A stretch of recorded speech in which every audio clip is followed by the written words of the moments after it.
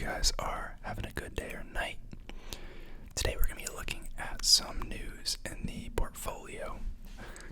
This is not going to be like a full portfolio update video. I haven't had the chance to update dividends and such, but I wanted to talk about two news things kind of related to what we're holding. Typical disclaimer before I get started that none of this is financial, legal, or tax advice. This is just what I'm doing for entertainment purposes, so, take it with a grain of salt, do your own research, and consult a professional before investing.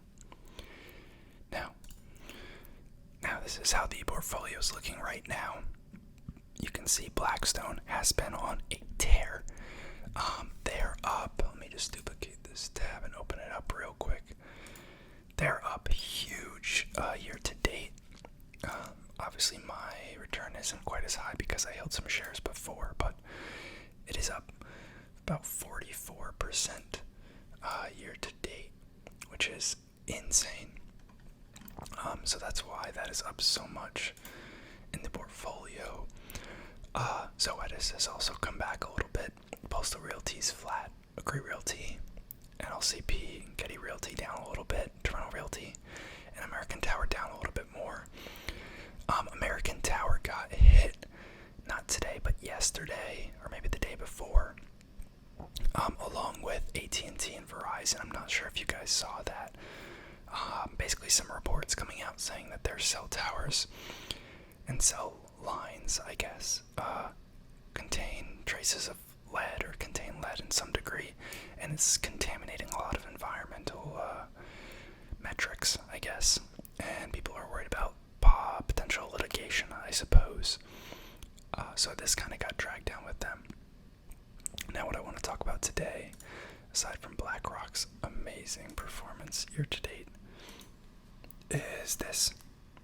So Equity Lifestyle Properties, which we are down about 4% in, has spiked after hours 7.5%, and that is because they are now set to join the S&P 400.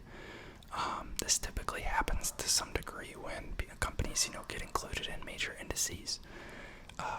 It sounds like Extra Space Storage acquired Life Storage, which was another company, OSI. So they need to be replaced with another constituent for the S&P Midcap 400, and they chose ELS. That typically sees a bump in trade volume, higher options activity. In general, there's just more funds and such that need to buy the stock. There's more eyes on the stock. There's all these reasons why supposedly inclusion is good for the stock. I think long term they've shown that that's not necessarily the case, but people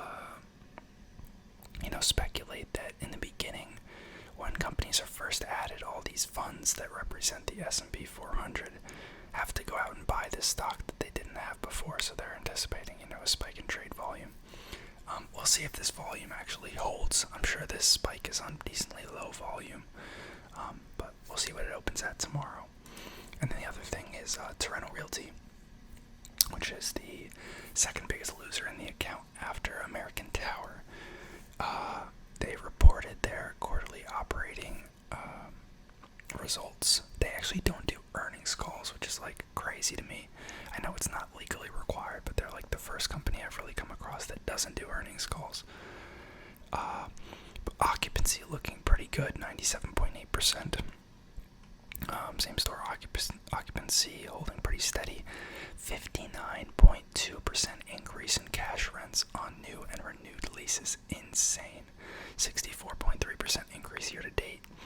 A decent amount of acquisitions, and then some fundraising. Really, really great renewals. I mean, that's kind of expected on Prologis and Toronto Realty. That's one of the reasons why I'm so bullish on them. New lease in Long Island City, Queens, New York. Lease in Florida.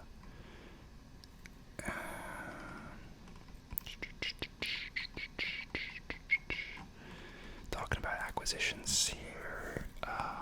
Development under progress. Capital market stuff.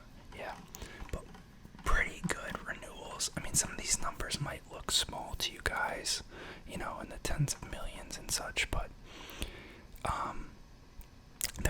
massive company. So this, compared to Prologis, I think they're probably about a 20th of the size, maybe slightly smaller. So even though the numbers are significantly smaller, comparatively and relative to the market cap, I think it's pretty similar. They're seeing pretty similar renewal increases as Prologis. I actually suspect that to some degree over time they'll actually outperform Prologis in renewals, just because they focus specifically on cities. Prologis has a lot of more exposure to, on the one hand, smaller, more developing cities. I know in their earnings call they mentioned that areas like Phoenix, Arizona are seeing, triple-digit rent growth, stuff like that. But they're also exposed to a lot of areas that are below average, because they're not focusing on the major metros. So I kind of favor Toronto Realty. I like them both, but this is my favorite for that reason. Other than that, let me know how you guys' portfolios are doing. It's honestly been a good couple weeks.